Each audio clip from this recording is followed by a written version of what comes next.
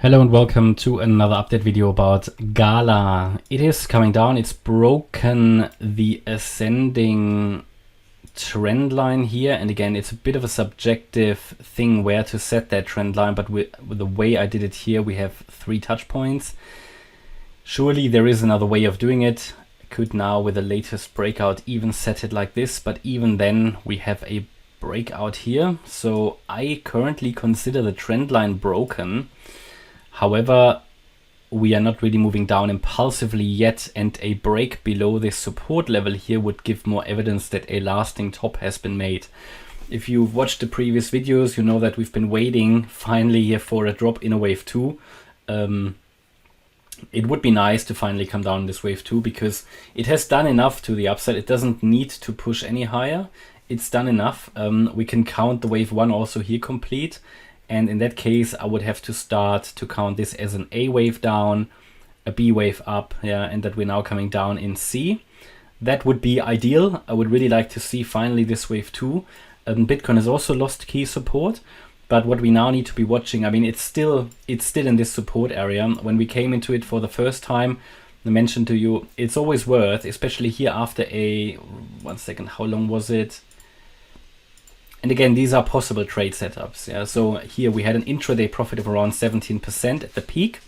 So it's always worth when you get something like that, especially intraday, to take some profits or move up the stop loss, things like that. Because when it fails to to complete an impulse and you see it struggling, then sometimes it might be worth just scaling out again.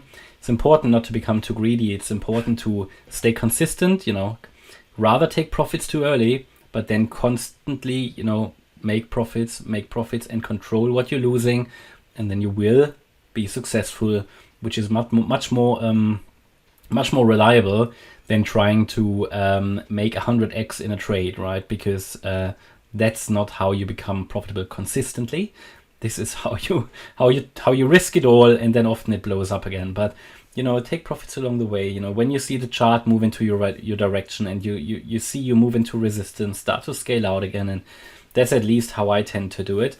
Now, we are now coming back to that support. It's not broken, but the trend line is broken. So I'm hesitant to change the count yet, because this can still be a B wave and the C wave can still come. It could just be a fake out at this stage. It's around the weekly candle close.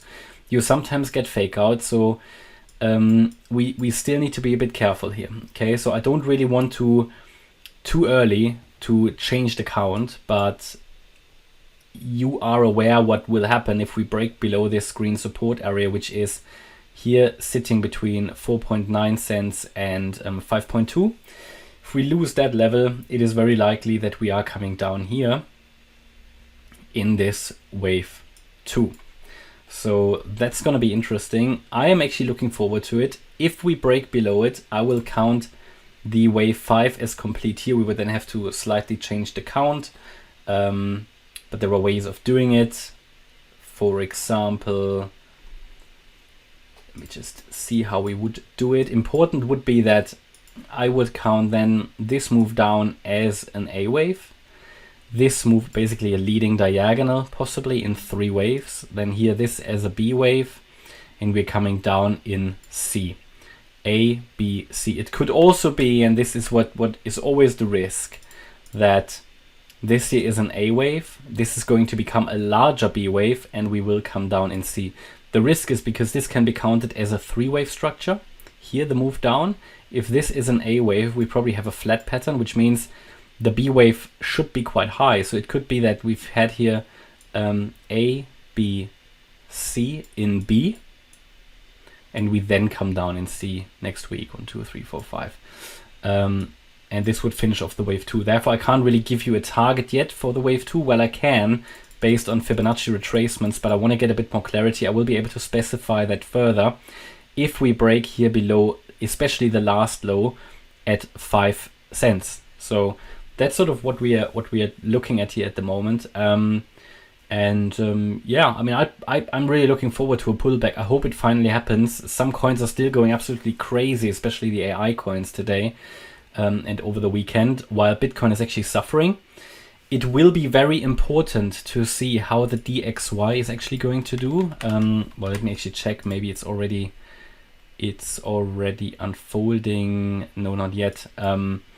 So it's, it moved up towards the end of the week, obviously, as a reaction to the Fed announcement and, things going sort of as planned. So we see a recovery here, typically a recovery in the DXY, the US dollar, the currency, will lead to a drop in other assets, for example, crypto. So it will be interesting how that starts into the week.